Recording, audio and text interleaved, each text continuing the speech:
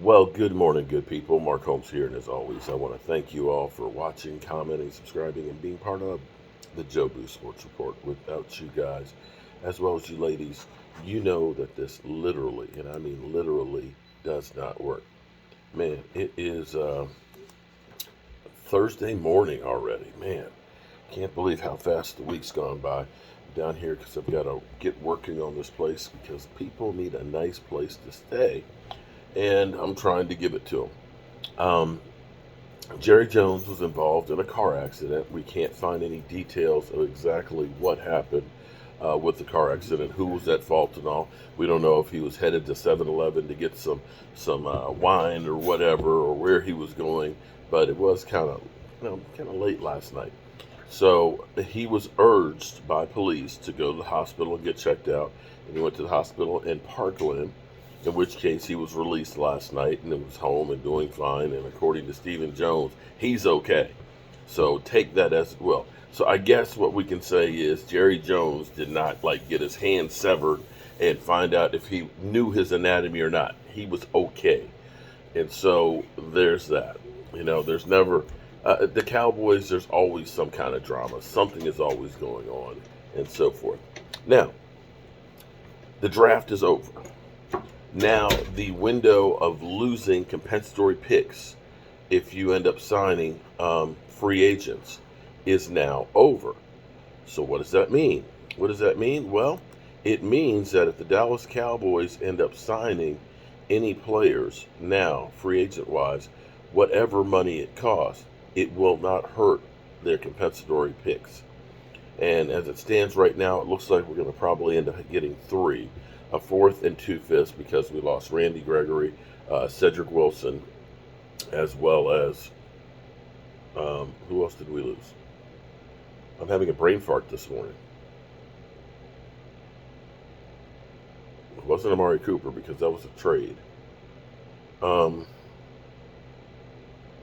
Anyway, I'm having a brain fart. We got three compensatory picks. Trust me on that one. So now, do the Dallas Cowboys sign some extra players? Now, here's a couple spots that we're thin on. We could look at tight end. We do have Jake, not from State Farm, but Jake from Indiana that we just drafted, who could be a really good tight end, but he's still going to be a rookie. We have, of course, Dalton Schultz, who is on the franchise tag. We have Jeremy Sprinkles. Sprinkles, we sprinkle a little bit there. But really, that's about it. Well, we have some undrafted rookie free agents and things in there that are in the mix. But we are a little bit thin there. That's a possibility to try and add a veteran presence with that.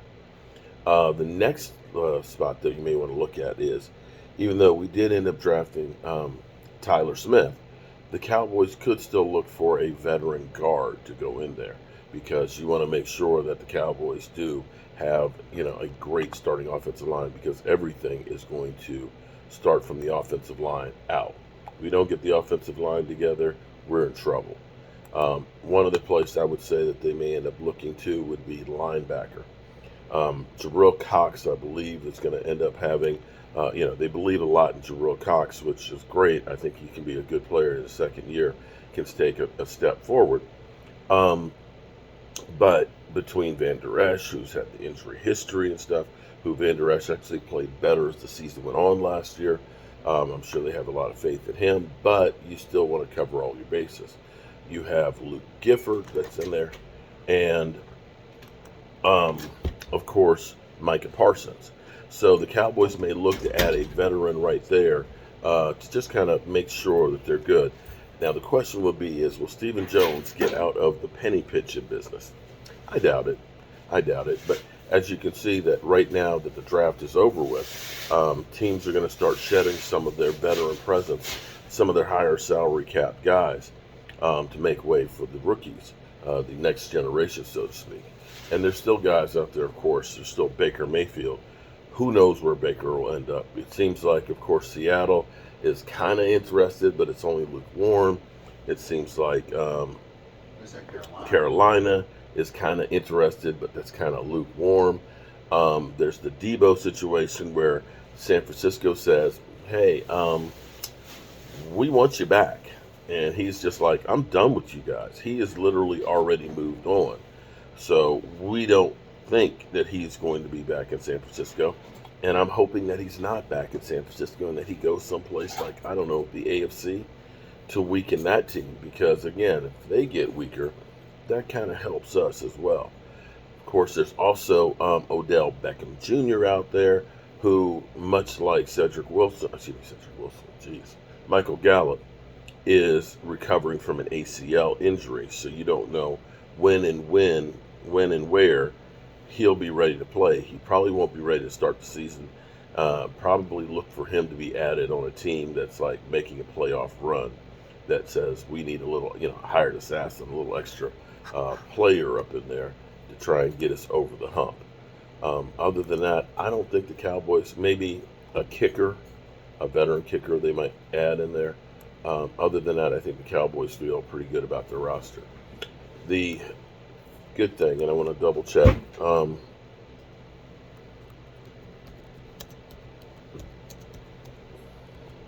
Cowboys are supposed to be having some big news here at 10 o'clock. So 40 minutes from now. Was it 10 o'clock our time or 10 o'clock? Oh, excuse me, 11 o'clock. It'll be 11 o'clock our time. We still have currently $15.359 million of cap space. We'll get an additional 10 June 1st because of Lyle Collins, losing him, of course. So we'll have $26 million. Now, we still need to get the rookie contract signed, but that'll be basically about $7 million to get all the rookies in there. So that still leaves you with $18 million that you can kind of play with. I think the Cowboys should look at this as an opportunity for this season to say a lot of the juggernaut teams have been kind of hit pretty bad. Green Bay, which we actually play, you definitely say they've taken a step back. Tampa Bay, if they don't get Gronk back and is a year older, is a team that's not quite as good. I think New Orleans will be better than they were last year with Jameis Winston coming back, as well as getting the Honey Badger. So you have to look at them stepping up. The Eagles, I think they got better, but I don't think they have quite enough just yet. I could be wrong. But I'm going to have more on Jordan Davis, too, later. Later. For that guy. That's too much. Well, that's too much. Hey, it is what it is. They believe that that's the guy, and I'm going to have something on generational talent, and I have a couple of perfect examples of that for you guys. So, make that an hour and 40 minutes. We'll get some news from the Cowboys. We believe that the Cowboys are announcing that they are partnering up with a guy who is like a offensive line guru to really get the offensive line together. So we'll see. A consultant. Why are you laughing?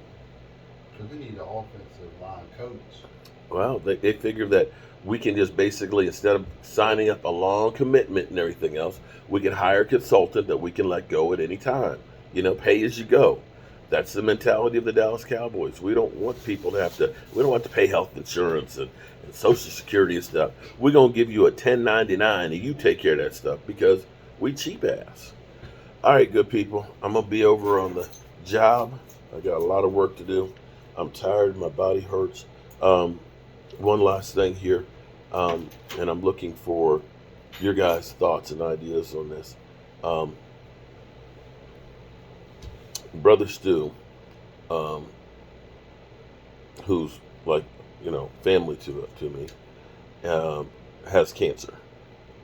Stuart's been in a wheelchair for a long time, and I want to do some nice stuff for Stuart. Stuart has done great things to help out the channel with fantasy football, keeping me updated, like, damn Gina and Gina Thorne and Miss Jackie and stuff. And I'm thinking about going to Dallas later on this month, one, to meet him, and also to try and do some stuff to help him out. His house needs a bunch of things repaired and so on, and I think it'd be a nice thing to do. And I'd like to do something special. I know Mark Torres, aka Rock, has reached out to me and said that he can definitely take care of some Puerto Rican cooking and some wings and everything else. He's got the big smoker and things. So maybe what we'll end up doing is we get there, we have a great big meetup and stuff or something. I don't know. But I want to get your guys' thoughts and ideas of things we could do to help my man. All right? I'm serious. I want ideas. I want ideas of things we can do from you and you and you and you and you, all of it, because it takes all of us together to make this world go round. I'll see you soon.